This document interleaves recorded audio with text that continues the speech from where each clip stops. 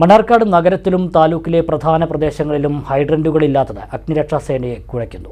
തീയണയ്ക്കുമ്പോൾ വെള്ളം തീർന്നാൽ വെള്ളം അന്വേഷിച്ച് നാട് ചുറ്റേണ്ട സ്ഥിതിയാണ്.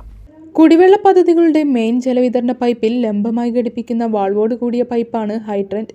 അത്യാവശ്യ ഘട്ടങ്ങളിൽ ഈ വാൾവ് തുറന്ന് അഗ്നിശമന സേനയ്ക്ക് മാത്രം വെള്ളം ശേഖരിക്കാൻ കഴിയും. ആനക്കട്ടി മുതൽ കരിങ്കല്ലത്താണി എടത്തനാട്ടുകര വരെ പരന്നു കിടക്കുന്ന മേഖലയിലെ ദുരന്തങ്ങൾക്ക് ഓടിയെത്തുന്നത് മണ്ണാർക്കാട്ടെ അഗ്നിരക്ഷാ സേനയാണ്.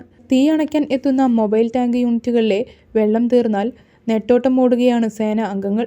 മാസങ്ങൾക്ക് മുൻപ് മണ്ണാർക്കാട് നഗരത്തിലെ ഗൃഹോപകരണശാലയ്ക്ക് തീപിടിച്ചപ്പോൾ വെള്ളം തീർന്നതിനെ തുടർന്ന് കുന്തിപ്പുഴയിൽ നിന്ന് വെള്ളം നിറച്ചാണ് തീ അണച്ചത്.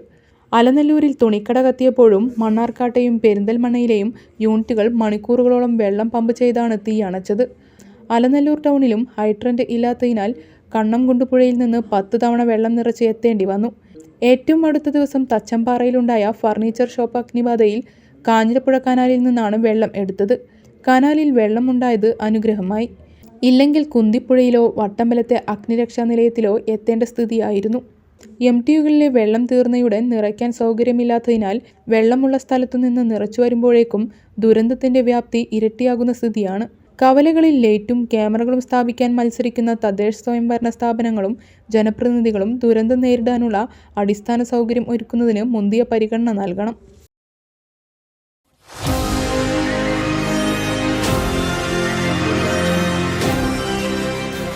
കൂടുതൽ വാർത്തകളും വിശേഷങ്ങളും അറിയാൻ പേജ് ലൈക്ക് ചെയ്യൂ.